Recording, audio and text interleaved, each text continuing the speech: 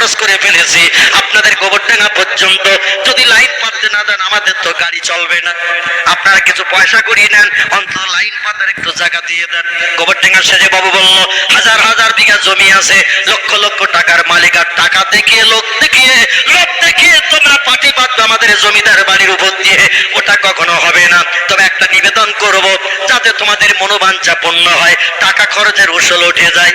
Martin বান company বলল, বলুন না কি বলতে চাইছেন? বলে আমাদের নামে একটা কম্পার্ট ট্রেনে রেখে দিতে হবে, ওতে অন্য কোনো যাত্রী উঠতে পারবে না। যখন আমাদের প্রয়োজন হবে ট্রেনে উঠবো, ভাড়া দিতে পারবো না। কোম্পানি বলল তাতেই রাজি। জোরে বলুন সুবহানাল্লাহ। কারণ যখন লাইন পাততে দিচ্ছেন না, শেষ পর্যন্ত বেকার হয়ে যাবে আমাদের এত টাকা খরচ। তো আপনাদের জন্য একটা কম্পার্ট রেখে দিতে হয়, দেব। জমিদার বাড়ির লোক যখন উঠবে যাবে, পয়সাও নেব না, ওটা ফ্রি। এই মার্টিন বান কোম্পানি, চারখানা বগির কোম্পানি, একটা ঘর গোবরডাঙ্গা বাবুদের জন্য স্পেশাল করা ছিল ভাইজান। সেখানে নো অ্যাডমিশন বলে দরজায় লেখা ছিল, নো অ্যাডমিশন ফর পাবলিক, কোনো সাধারণ মানুষ ঢুকতে পারবে না, কেবলমাত্র জমিদার বাড়ির মানুষ ছাড়া।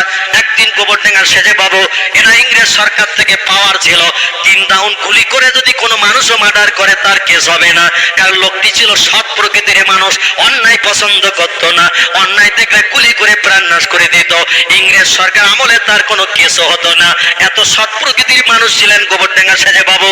পিছনে এমন করে তিনি মেডিন ইংল্যান্ড গাদা বন্দুক কাঁধে করে নিয়ে গোবরডাঙ্গার প্ল্যাটফর্মে দাঁড়িয়ে রয়েছে, একটু চাঁদ পাড়ায় যাবে।